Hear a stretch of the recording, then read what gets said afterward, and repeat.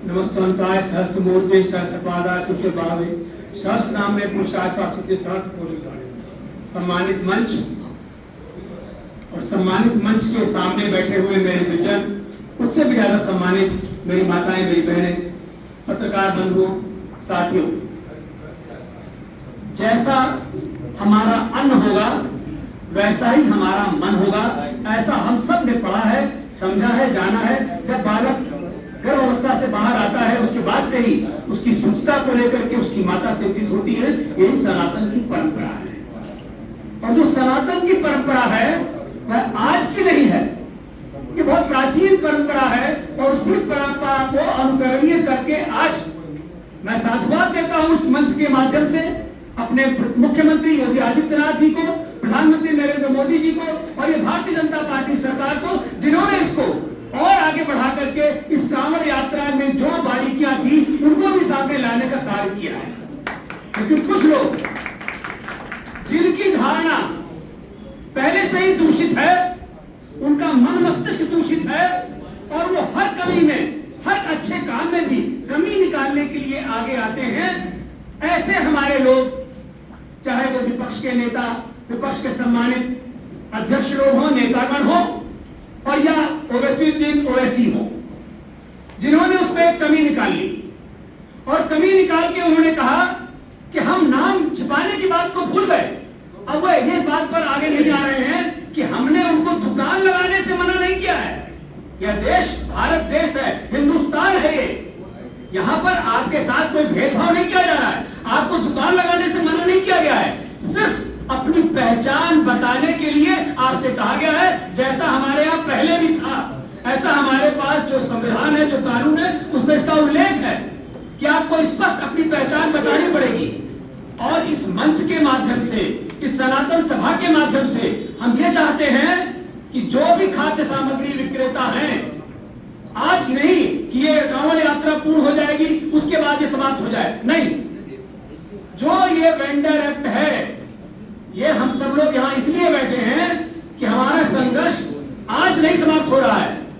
कल ये सर्वोच्च न्यायालय में 26 तारीख को वो अगर वहां से निष्क्रिय हो गई, वो खारिज कर दी जाएगी एप्लीकेशन, तो हमारी मांग पूर्ण नहीं हो रही है। हमारी मांग तब पूर्ण हो रही है जब ये वेंडर एक्ट पूरी तरह से पूरे देश में, पूरे प्रदेश में परमानेंट लागू रहेगा। जो भी खाद्य विक्रेता है, ठेले पे सब्जी बेचने वाला है, कोई खाद्य सामग्री बेचने वाला है, वह अपना नाम, अपनी पट्टिका स्पष्ट रूप से लगाएगा और आगे तक ये चलता रहेगा। नगर निगम के अधिकारी और संबंधित विभाग के अधिकारी इसको पालन कराएंगे। कैसे पालन कराएंगे यह देखना माननीय मुख्यमंत्री जी का काम है। उनके एक आदेश पर उनको पालन करना ही पड़ेगा और यह उन्होंने करके दिखाया है। अब बारी हमारी है। साथियों, जो हमारे ओवैसी जी हैं और जो विपक्ष के नेता हैं, उनसे भी एक प्रश्न करने की इच्छा है। ये प्रश्न इस सनातन के माध्यम से हम कर रहे हैं कि वो लोग जो धानुक समाज है, जो सोनकर समाज है, उसका छुआ पानी नहीं पीते, उसके समक्ष आ जाने पर वो लोग जाकर के तुरंत सुन्नत करने के लिए नमाज पढ़ते हैं, ऐसा उनके यहाँ भी है। तो जब ये उनके यहाँ है कि वो जो सूकर पालते हैं, जो सुअर पालते हैं, या धानुक समाज के हैं, सोनकर समाज के हैं, उनके यहाँ वो उनका छुआ पानी नहीं पीते, उनसे स्पर्श हो जाने पर वो नमाज पढ़ते हैं, सुन्नत अदा करते हैं, तो वो हमारे मामले में हस्तक्षेप कैसे कर सकते हैं? कैसे कर सकते हैं? वो जहाँ गीता में स्पष्ट उदाहरण है कि जो वर्षा है वह प्रकृति की देन, वर्षा और वर्षा से किसान, किसान से अन्न, और जब अन्न होगा तो उससे पूजन, और पूजन से हवन, और हवन से पुनः सृष्टि, उससे देवता पर होंगे। यही तो कार्य है। कल भी मैंने ये बात कही थी कि विश्वामित्र से मांगने के लिए विश्वामित्र स्वयं महाराज दशरथ के पास उनके पुत्र को मांगने क्यों गए थे? इसीलिए तो कि जो हम हवन करते हैं उसमें वो लोग निष्ठा डाल देते हैं, वो हमारे हवन को भंग करते हैं। तो अपने दोनों पुत्रों को भेजिए। सदैव परंपरा रही है कि साधना तपस्या की रक्षा राजा ने की है। तो आज माननीय मुख्यमंत्री योगी आदित्यनाथ जी ने यह साबित किया कि वह साधना और तपस्या को अछूते रखेंगे। उनकी जो ऊर्जा है, जो उसकी शुचिता है, उसको अछूते रखेंगे। हम सब उनके साथ हैं और उनके साथ कंधे से कंधा मिला के संघर्ष करेंगे।